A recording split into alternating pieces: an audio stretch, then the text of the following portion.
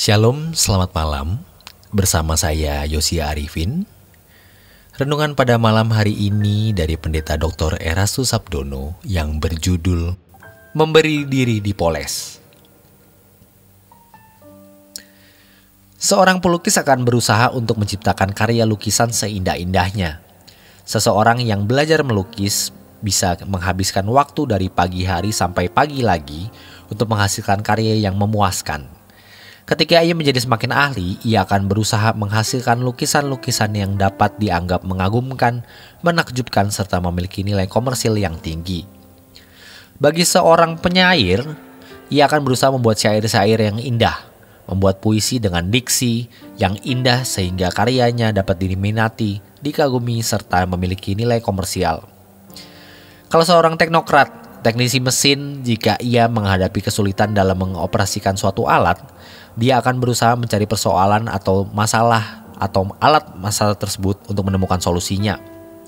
Jika hendak menciptakan suatu karya, dia akan berusaha menciptakan segala sesuatu alat yang berguna sehingga disenangi orang dan memiliki nilai komersial yang tinggi.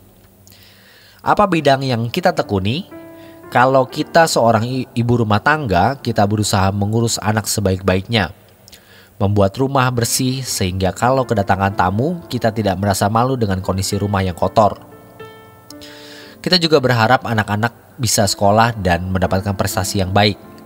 Pada umumnya manusia akan berusaha untuk memiliki prestasi di bidang masing-masing, serta mengembangkan apa yang menjadi keahliannya yang di dalamnya mereka memperoleh nafkah, harga diri, prestis, dan lain sebagainya.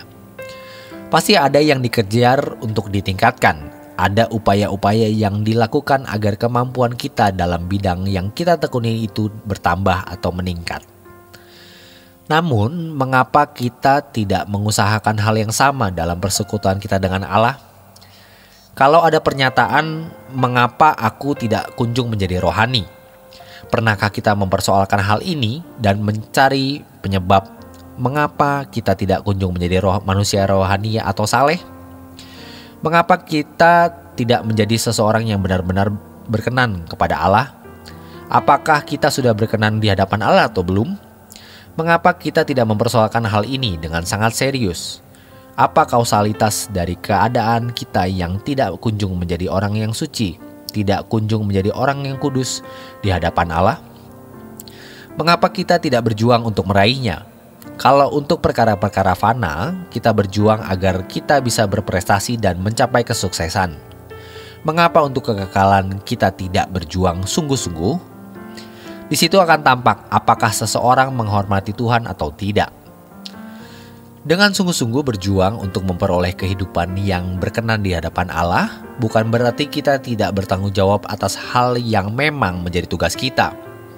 Hendaknya kita jangan berpikir kalau kita memfokuskan diri menjadi orang saleh, menjadi manusia yang berkenan di hadapan Tuhan, lalu bidang-bidang di mana kita bertanggung jawab di dalamnya menjadi terbengkalai dan kacau. Justru sebaliknya, kita akan menjadi lebih baik dan bahkan bisa berprestasi dalam bidang tersebut. Karena kalau seseorang memiliki hubungan yang benar dengan Tuhan, dia akan menjadi cerdas, berhikmat, penuh belas kasihan. Dia juga bisa mengontrol atau mengendalikan diri dengan baik. Dan orang-orang seperti ini pasti akan menghasilkan karya besar dalam bidang yang digelutinya, sebab dia melakukan semua itu untuk kemuliaan Tuhan. Ibarat seorang pelukis yang mengingini hasil karya yang bagus sehingga bisa menjadi masterpiece-nya, seharusnya kita pun berjuang melukis kanvas hari kita agar bisa menjadi mahakarya yang bisa dibanggakan oleh Bapa di surga dan menghadirkan senyum di wajahnya. Mari kita melukiskan kanvas minggu, setiap bulan, tahun hidup kita agar menjadi lukisan yang indah yang layak dipajang di dalam kerajaan surga. Tentu lukisan yang buruk, yang tidak sedap dipandang, tidak indah terlihat, tidak bisa masuk dalam kerajaannya. Lukisan yang tidak memiliki keindahan sesuai standar Bapa, yang penuh dengan coretan dan guratan sehingga dianggap cacat, akan dibuang ke dapur api. Tetapi lukisan yang indah di mata Allah, yang bisa dinikmati oleh Elohim Yahweh, Allah Bapa kita, Allah Bapa Tuhan kita Yesus Kristus, akan dipajang di dalam rumahnya, dan itu menjadi prestasi kita dalam kekekalan. Bukankah kita akan merasa bangga tak terkira jika lukisan hidup kita menjadi sesuatu yang menyukakan hatinya? Sama dengan kalau kita menjadi bejana yang indah, maka kita akan ditaruh Tuhan di dalam rumahnya yang kekal. Tetapi bejana yang rusak tidak akan digunakan karena tidak bisa dipakai. Bejana yang bentukannya tidak sesuai dengan yang sang penjunan ingini, tidak layak ditaruh di dalam rumah Bapa yang mulia. Ibarat bejana, mari kita memberi diri untuk terus dipoles, dibentuk agar menjadi bejana yang indah bagi kerajaan surga. Hendaknya kita harus berusaha mencari tahu bagaimana supaya bisa berkenan di hadapan Tuhan dan berusaha memenuhinya. Apa penyebab kita kurang berkenan atau kurang kudus? Temukan dan selesaikan. Kita pasti bisa jika kita berjuang dengan sungguh-sungguh. Demikian renungan pada malam hari ini. Selamat beristirahat, Tuhan Yesus memberkati.